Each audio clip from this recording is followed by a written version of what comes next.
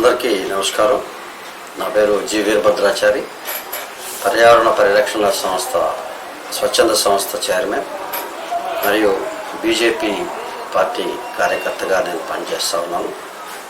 ముఖ్యంగా ఈరోజు ప్రపంచం కాలుష్య కాసారంగా మారిపోతున్న నేపథ్యంలో కాలుష్యాన్ని నివారించే పరిస్థితిని, పర్యావరణాన్ని పరిరక్షించే పరిస్థితిని ప్రజలందరూ అప్రమత్తమై కాపాడుకోవాల్సినటువంటి అవసరం ఉంది. దాంట్లో భాగంగానే ఈరోజు కేంద్ర రాష్ట్ర ప్రభుత్వాలు, కేంద్ర ప్రభుత్వం అయితే ప్రధానమంత్రి మోడీ గారి నాయకత్వంలో మాకి నాంపే ఏక్ పేడ్ అంటే తల్లి పేరు మీద ఒక మొక్కను నాటండి అనేటువంటి నినాదంతో ఈరోజు బీజేపీ పార్టీ మరియు ప్రధానమంత్రి నరేంద్ర మోడీ గారు ఈరోజు ప్రజలందరికీ పిలుపునిచ్చారు.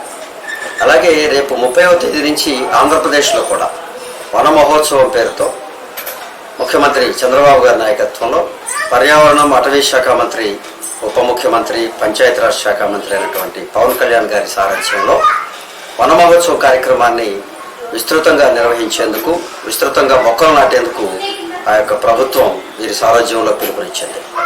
కాబట్టి మనందరం కూడా ప్రజలుగా పర్యావరణ పరిరక్షణ మన భావితరాలకి, మన పిల్లలకి, మన ఆస్తులతో పాటు మంచి ఆరోగ్యాన్ని, మంచి గాలిని, మంచి నీటిని ఇచ్చే ప్రక్రియలో మనందరం కూడా పర్యావరణ పరిరక్షణకి మనందరం కూడా నడుము బిగించాలి, కంకణం కట్టుకోవాల్సినటువంటి అవసరం, ప్రాధాన్యత ఇప్పుడు మన ముందున్నది. ముఖ్యంగా గత దశాబ్దాలుగా ఈ మొక్కలు నాటే కార్యక్రమం ఈ రాష్ట్ర ప్రభుత్వాలు చేపడుతున్నప్పటికీ వాటి తాలూకు అనేక రకాలుగా వైఫల్యాలు, ఈరోజు మొక్కలకు లెక్కలు ఉన్నాయి కానీ మొక్కలు లేని పరిస్థితి ఉంది. కాబట్టి ధనాన్ని వృధా చేస్తూ ఆ యొక్క కార్యక్రమాన్ని నిర్వీర్యం చేస్తున్నటువంటి అధికారుల నుంచి ఈ ప్రభుత్వం ఇప్పుడు అప్రమత్తం కావాలి. తప్పనిసరిగా చిత్తశుద్ధితో ఈ మొక్కలు నాటే కార్యక్రమానికి ఒక కండిషన్ ఇవ్వాలనేది ప్రభుత్వం హెచ్చరించాలి. అధికారుల ద్వారా నిర్వహించే ఈ కార్యక్రమం తప్పనిసరిగా చిత్తశుద్ధితో నిర్వర్తించాలని చెప్పి మేము కోరుకుంటా ఉన్నాం పర్యావరణ పరిరక్షణ సంస్థ తరఫున. ముఖ్యంగా ఏదో ఒక మొక్క నాటి, ఎక్కడో ఒక చోట నాటి లెక్కలు చూపుతున్నటువంటి అధికారుల ప్రక్రియని కట్టడి చేయండి. ఏదైతే ఆక్సిజన్ కోసం, నీడ కోసం ఇస్తున్నటువంటి చెట్లని తప్పనిసరిగా రావి, గానుగ, వేప, నేరేడు, మర్రి లాంటి చెట్లని నాటేందుకు ప్రభుత్వం కృషి చేయాలి.